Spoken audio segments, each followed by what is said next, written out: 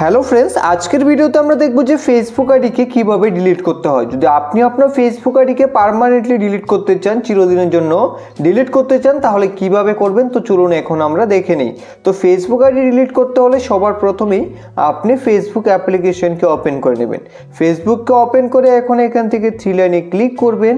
তারপরে আপনি একটু নিচে দেখতে পাবেন সেটিংস অ্যান্ড প্রাইভেসি, এখান থেকে সেটিংস অ্যান্ড প্রাইভেসিতে ক্লিক করে এখন এখান থেকে সেটিংসে ক্লিক করে দেবেন। সেটিংসে ক্লিক করে দেওয়ার পর এখানে আপনি সিম ওর ইন অ্যাকাউন্ট সেন্টার দেখতে পাবেন, তার উপরে ক্লিক করে এখন এখান থেকে পার্সোনাল ডিটেলসে ক্লিক করবেন। তারপর এখান থেকে অ্যাকাউন্ট ওনারশিপ অ্যান্ড কন্ট্রোলে ক্লিক করে তারপর বন্ধুরা এখান থেকে আপনি ডিঅ্যাক্টিভেশন অর ডিলেশনে ক্লিক করে দেবেন।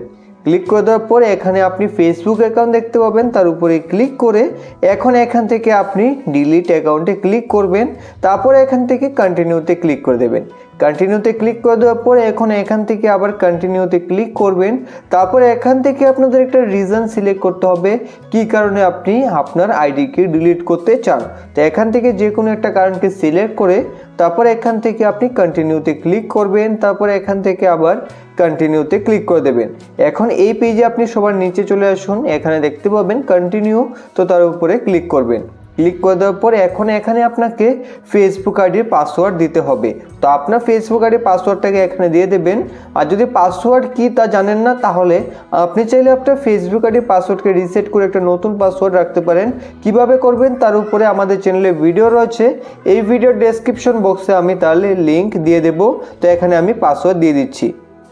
পাসওয়ার্ড দিয়ে দেওয়ার পর এখন এখান থেকে কন্টিনিউতে ক্লিক করবেন। তারপরে এখানে আপনি দেখতে পাবেন ডিলিট অ্যাকাউন্ট। এখন ডিলিট অ্যাকাউন্টে ক্লিক করলে কিন্তু আমাদের ফেসবুক আইডি ডিলিট হয়ে যাবে, কিন্তু এখানে একটা শর্ত রয়েছে যে আপনি যদি একবার ডিলিট অ্যাকাউন্টে ক্লিক করেন তাহলে আগামী 30 দিন সেই আইডিকে আর লগ ইন করতে পারবেন না। তো আগামী 30 দিনের মধ্যে যদি আপনি আইডিকে কোনোদিন লগ ইন করে নেন তাহলেই কিন্তু আপনার ডিলিটের প্রসেস বন্ধ হয়ে যাবে আর আপনার আইডি ডিলিট হবে না। যদি আপনি ডিলিটই করতে চান তাহলে ডিলিট অ্যাকাউন্টে ক্লিক করে আর সেই আইডিকে লগ ইন করবেন না, তাহলে 30 দিনের মধ্যেই আপনার আইডি ডিলিট হয়ে যাবে। তো এইভাবে খুব সহজে আপনি আপনার ফেসবুক আইডিকে ডিলিট করতে পারবেন। আমি কিন্তু ডিলিট করতে চাই না, শুধু আপনাদের প্রসেস দেখিয়ে দিলাম। যদি ভিডিওটি ভালো লেগে থাকে একটি লাইক ও চ্যানেলকে সাবস্ক্রাইব করবেন। ভিডিও সম্পূর্ণ দেখার জন্য অসংখ্য ধন্যবাদ।